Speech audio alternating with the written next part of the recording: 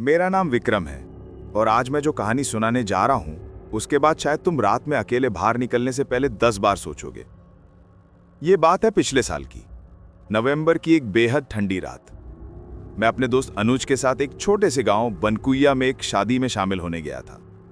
शादी तो शाम को निपट गई, लेकिन रात में हमने सोचा कि गांव के पीछे वाली पुरानी नदी देखने चलते हैं। हमें किसने पता था कि उसी रास्ते पर वो पुराना मरघट पड़ता है। रास्ता सुनसान था, चारों तरफ सिर्फ घना धुआं जैसा कोहरा। ऐसा लग रहा था कि हवा भी जम गई हो। मैंने मजाक में कहा, यार अनुज, लोग कहते थे कि इस मरघट में रात को साए उठते हैं, कहीं कुछ दिख गया तो? अनुज हंस तो रहा था, पर उसकी हंसी में कंपन साफ सुनाई दे रहा था। जैसे ही हम मरघट की सीमा पर पहुंचे, ठंडी हवा अचानक गर्म हो गई और हमारे पैरों के नीचे की मिट्टी हल्की हल्की कांपने लगी। मैंने सोचा कि शायद मेरा वहम होगा, पर तभी मेरे कानों में किसी औरत के रोने की आवाज आई, एकदम धीमी पर इतनी सर्द कि मेरे रोंगटे खड़े हो गए। अनुज ने मेरा कंधा पकड़ा और धीरे से बोला, विक्रम, यह आवाज तू भी सुन रहा है ना? हमने पीछे मुड़कर देखा, कोई नहीं था। आवाज कहीं आ रही थी, जैसे कोई जमीन के अंदर से ऊपर उठ रहा हो, जैसे कोई दफन चीज बाहर निकलने की कोशिश कर रही हो। हम दोनों वहीं खड़े रह गए, जमे हुए। और तभी मरघट की सबसे पुरानी चिता के पास एक काला साया धीरे धीरे उठना शुरू हुआ। वो इंसान नहीं था, उसकी आकृति इंसान जैसी भी नहीं लग रही थी, बस एक काली लंबी मरोड़ी हुई परछाई, जैसे किसी धुएं का गुबार आकार ले रहा हो। मैंने अनुज का हाथ पकड़ा, भाग, लेकिन उसने मेरा हाथ झटके से छोड़ा और बोला, नहीं, यह हमें देख रहा है।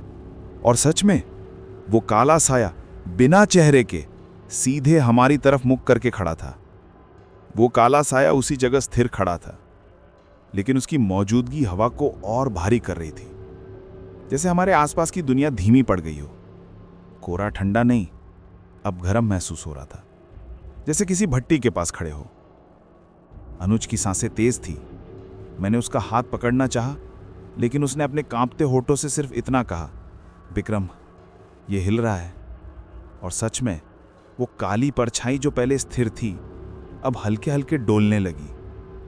लेकिन वो पैर नहीं चला रहा था, जैसे जमीन को छुए बिना हवा में ही सरक रहा हो। मैंने डर के मारे एक कदम पीछे हटाया। तभी उस साए के अंदर से घुटी हुई चीख निकली। वो आवाज जैसे किसी को जिंदा दफन किया गया हो और वो आखिरी सांसों में मदद मांग रहा हो। मेरी रीढ़ में बिजली सी दौड़ गई। मैंने अनुज को खींचा, चल भाग अभी। हम दोनों मुड़कर भागने लगे।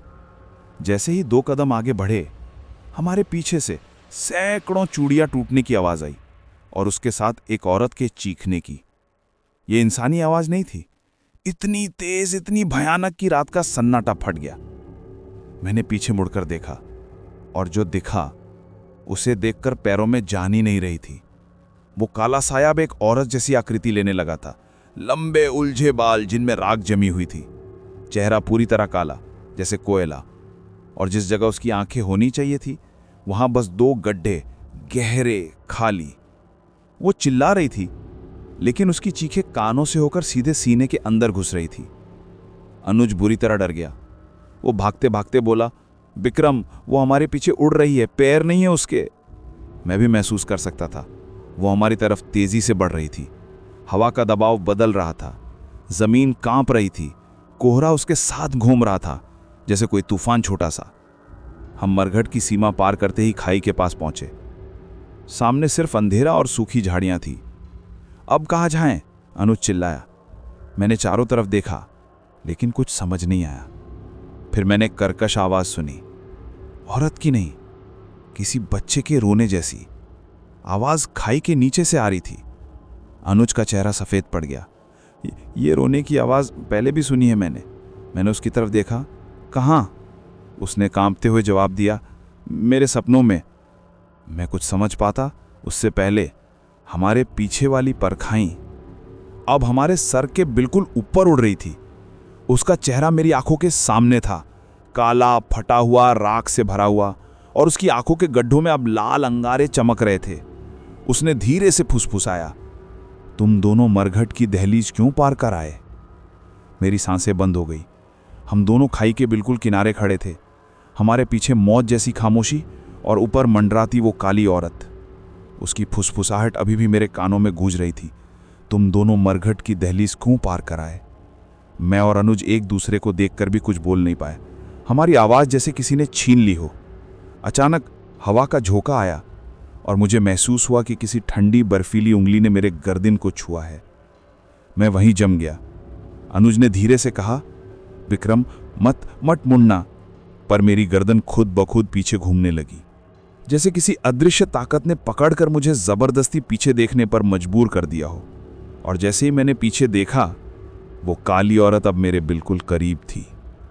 इतनी करीब कि मैं उसकी सांस अपनी नाक पर महसूस कर सकता था। लेकिन उसकी सांस गर्म नहीं, जलती भट्टी जैसी गर्म थी और उसकी गंध सड़ी हुई लाशों जैसी।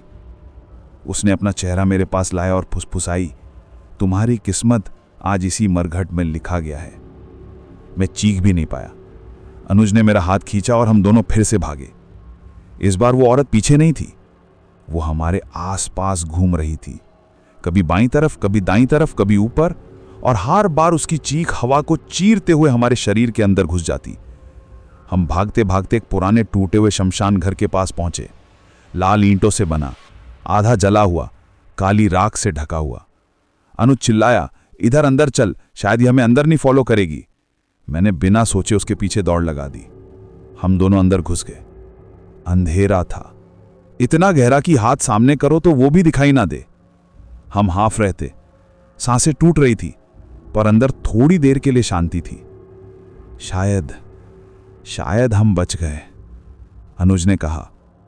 पर तभी अंधेरे में दो लाल चिंगारियां जली, धीरे धीरे, बहुत धीरे, और वो लाल चिंगारियां अब हमारी तरफ बढ़ने लगी। मुझे समझने में 1 सेकंड लगा। ये आंखें नहीं, गड्ढों में जलती आग थी। वो काली औरत शमशान घर के अंदर भी आ गई थी। इस बार उसकी आवाज अलग थी। हंसी, वो भी ऐसी हंसी जैसे किसी ने लोहा रगड़ते हुए निकाली हो। भाग कर कहाँ जाओगे, यहां तो सब मेरे हैं।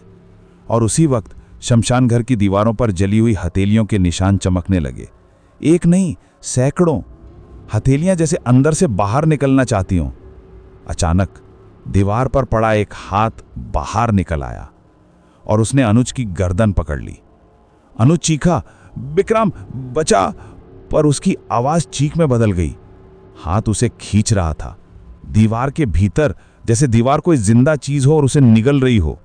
मैंने उसका हाथ पकड़ा। अनुज, छोड़ूंगा नहीं, पर ताकत इतनी भयानक थी कि मेरी उंगलियां फिसलने लगी। अनुज की आंखें डर से फटी हुई थी।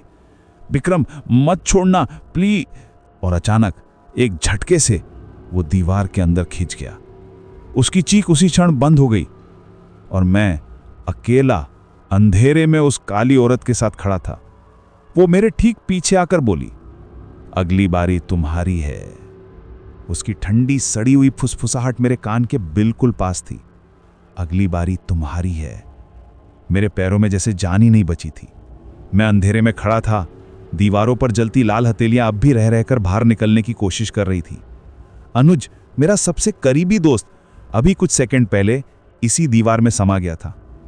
मैं डर, सदमे और बेबसी के बीच खड़ा था। लेकिन तभी मुझे वो बच्चा याद आया जिसकी रोने की आवाज खाई के नीचे से आई थी। वो आवाज अचानक फिर से गूंजी, भागो। आवाज बहुत धीमी लेकिन साफ थी, जैसे कोई मुझे चेतावनी दे रहा हो। उस काली औरत ने तुरंत उस दिशा में देखा जहां से आवाज आई थी, जैसे वो किसी और से भी डरती हो। यही मौका था। मैंने बिना सोचे पूरी ताकत से शमशान घर के दरवाजे की ओर दौड़ लगा दी। पीछे से उस औरत की चीख ऐसी आई जैसे किसी ने लोहा चीर कर फेंक दिया हो। रुको! मैं दौड़ रहा था, अंधेरे में, आंखों के आगे सिर्फ कोहरा, पीछे से पागलपन भरी चीखें, और फिर मैं मरघट की सीमा पार कर गया। उसी पल सब कुछ शांत हो गया। हवा रुक गई, कोहरा हल्का पड़ गया और वो आवाजें एकदम बंद। मैंने मुड़कर देखा, मरघट की काली दहलीज के उस पार वो औरत खड़ी थी। वो बाहर नहीं आ सकती थी। उसने बस अपनी बिना आंखों वाली खाई जैसे गड्ढों से मुझे घूरा, फिर धीमे से बोली, एक दिन तुम खुद वापस आओगे। उसकी आवाज में ऐसी ठंडक थी कि मेरी सांसें रुक गई। मैं गांव की तरफ भागा। लोगों ने मुझे देखा, कपड़े फटे हुए, चेहरा राख से भरा, आंखें डरी हुई। मैं बेहोश होकर गिर पड़ा। जब होश आया, मैं अस्पताल में था। मेरी बात का किसी ने यकीन नहीं किया। सबने कहा कि अनुज किसी जंगली जानवर का शिकार हो गया होगा। कोई वहां जाके खोजने की हिम्मत नहीं कर पाया। अनुज कभी नहीं मिला। आज 3 साल हो गए उस रात को। मैं दिल्ली वापस आ गया हूं। नई नौकरी, नया घर, नई जिंदगी। लेकिन कभी कभी रात में जब मैं सोने की कोशिश करता हूं तो मेरी दीवार पर एक लाल हथेली उभर आती है, बिल्कुल वैसे ही जैसी उस शमशान घर की दीवार पर थी। और कल रात मैंने अपने कमरे के कोने में किसी को देखा।